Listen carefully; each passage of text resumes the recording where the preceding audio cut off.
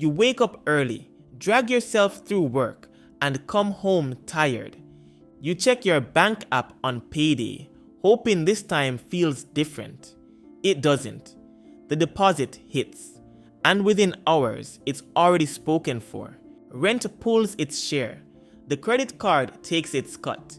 Bills, subscriptions, groceries, gas, something unexpected. They all line up like they've been waiting for this exact moment.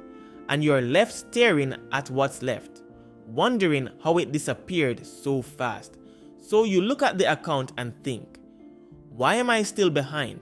Maybe it is not because you were taught to waste money. Maybe you were taught something quieter. Save whatever is left. Make the minimum payment. Wait until you earn more. If you can handle the monthly payment, you can afford it. None of that sounds dangerous, because some of the money beliefs keeping people behind do not sound like bad advice. They sound normal. The first one is simple. I'll save whatever is left. The paycheck lands. The bills get paid. Groceries happen. Gas happens. Work gets exhausting. So convenience starts making decisions. A quick meal, a small order. Then the car needs something. A family member needs help. An expense appears that was not in the plan. And savings waits. Not because you do not care. Because everything louder got paid first. By the end of the month, savings receives whatever survived. Sometimes that is $20. Sometimes it is nothing. Then you promise yourself next month will be different. But leftover money is not a saving system. It is a hope that life forgets to charge you. The problem is not that the amount is too small. The problem is that your future is always last in line. That does not mean forcing some unrealistic percentage into savings while the rest of your life falls apart. Protect something first, even if it is small, because before the number becomes impressive, the habit has to become real. Then comes the second lie. More income will fix everything. And sometimes, more income really is necessary. You cannot budget your way around every rent increase. More money can create room, but more money does not automatically create progress. The raise comes. Then the phone gets upgraded. The car payment gets bigger. Convenience becomes easier to justify. You spend more because the pressure finally eased. And after struggling for so long, you feel like you should enjoy something. None of that feels reckless. But 6 months later, the paycheck is bigger and the breathing room is gone. The raise was supposed to reduce the pressure. Instead, it gave the pressure permission to grow. A raise creates opportunity. It does not decide what happens next. More income only changes your future when some of it survives your present. And that leads to the third lie. If I can make the payment, I can afford it. A $40,000 car becomes a monthly number. A new phone becomes $30. Furniture becomes 4 easy payments. Clothes become buy now, pay later. Subscriptions feel harmless because each one is small. The full price disappears. All you see is what leaves this month, but the monthly payment tells you what leaves today. It does not tell you how much freedom you gave away tomorrow, because every payment places a claim on money you have not earned yet. One payment fits, then another, until the paycheck arrives already divided. Part belongs to the car, part belongs to the phone, part belongs to the card, part belongs to something you bought months ago. Borrowing has a cost, and credit card interest is often calculated daily. That does not make all debt bad, but a payment can fit inside your month and still make your future less flexible. That is the hidden cost. You are not only spending money, you are promising future breathing room. Then comes the lie that makes debt feel safer than it is. I make the minimum payment, so my debt is under control. The bill arrives, you pay on time, the account stays current, no late fee, no missed payment. You feel responsible because you are doing what the statement asked, but the payment leaves and the balance barely moves. Another month passes, another payment leaves. The debt is still there, waiting for the next paycheck. Keeping an account current is not the same as escaping the balance. Interest keeps working, time keeps passing, and the minimum can stretch a balance across years. The minimum payment keeps the debt alive. It does not necessarily move your life forward.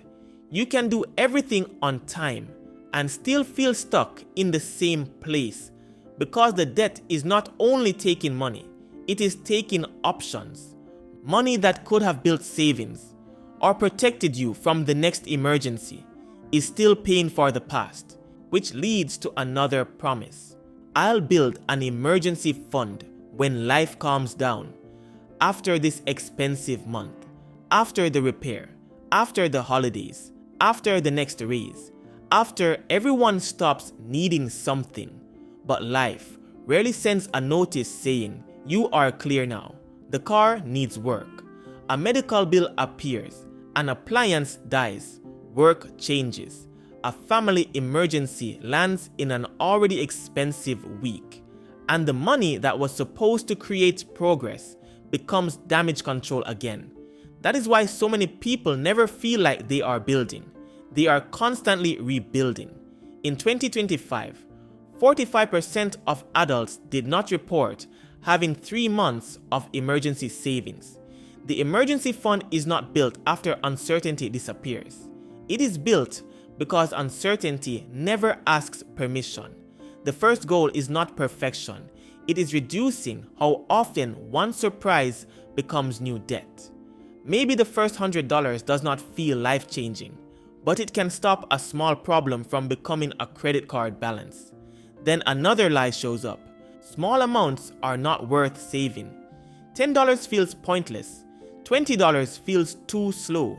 $25 looks weak next to a goal of $5,000. So you wait until you can save a serious amount. But waiting for a bigger beginning can become the reason nothing begins. $20 every 2 weeks becomes more than $500 in a year. But it is not nothing. It can cover part of a repair, a bill, a moment that would have gone straight onto debt, and the money is only part of what was built. Now saving has a place in the paycheck. Now the habit exists. Now when income improves, there is something to increase. Small money feels pointless when you judge it by today. It looks different when you judge it by what the habit becomes. This is not another lecture about coffee. The point is not guilt. The point is momentum, because a small amount moving forward can be more useful than a perfect plan that never starts. Then every month seems to prove the next lie. Next month will be normal. This month had registration. Next month should be easier. Then there is a birthday, then school costs, then insurance, then a repair, then an annual renewal you forgot was coming. Every expense feels unusual because it does not happen every month, but something unusual seems to happen almost every month. So the budget keeps failing. Not because you are lazy, because the budget was built for a month you never actually get. The expense may not happen every month, but that does not make it unexpected. A holiday is still coming. The car will need something eventually. Sometimes the problem is pretending future expenses do not exist until they arrive. A sinking fund changes that. It turns one large future cost into smaller monthly pieces before the pressure shows up. Not every surprise can be predicted, but many financial emergencies are predictable expenses that never got a place in the plan. Then there is the final lie. I'll start investing when I finally have more money. After the raise, after the debt, after life gets easier, after you understand everything. Investing belongs to a future version of you, a version with more income, more confidence, fewer problems. But waiting can become an identity. You keep saying later, until later becomes 10 years. That does not mean ignoring high interest debt. It does not mean investing the rent money. It does not mean pretending emergency savings do not matter. It means you do not need to be wealthy before you learn how wealth is built. Learn what your workplace offers. Understand whether there is a retirement match. Learn what long-term investing actually means. Build emergency protection. Create room gradually. The first investment may be small, but postponing the entire idea for 10 years is not small. Because while you wait to feel ready, time keeps moving without you. And when you step back, every one of these lies teaches the same behavior. Save later, invest later, use the next raise, make the minimum, wait for a normal month, wait until life calms down. Every belief sounds temporary. That is why it feels harmless. But repeated long enough, temporary becomes your financial system. The future is always waiting behind one more expense, one more payment, one more difficult month, one more reason, and today keeps producing new reasons. That is the deeper meaning of being one paycheck behind. It is not only a money position, it can become a pattern where the future is always funded last. Not because your future does not matter, because everything happening now is louder. So the reset is not doing everything at once. It is changing the order. Protect something before spending begins. Even a small automatic amount changes who gets paid first. Judge a purchase by the total cost, not only the monthly payment. Ask how much it costs altogether and how long your income will stay committed. Treat irregular expenses like real expenses. Build the plan around the life you actually live, not the perfect month you keep hoping for, and stop waiting to become ready before learning how wealth works. You are not trying to become cheap. You are trying to become harder to financially break. Because stability does not begin when life stops costing money. It begins when your future stops surviving on leftovers. And once you start protecting money before the next emergency reaches it, another question appears. Why does an emergency fund keep getting destroyed, even when you are genuinely trying to build one? Because sometimes the problem is not that you failed to save. It is that too many predictable costs were hiding inside the word emergency. That is what the next video breaks down. If this made you look at money differently, subscribe to Fiscal Sense, because the goal is not to look rich. The goal is to stop being financially easy to break.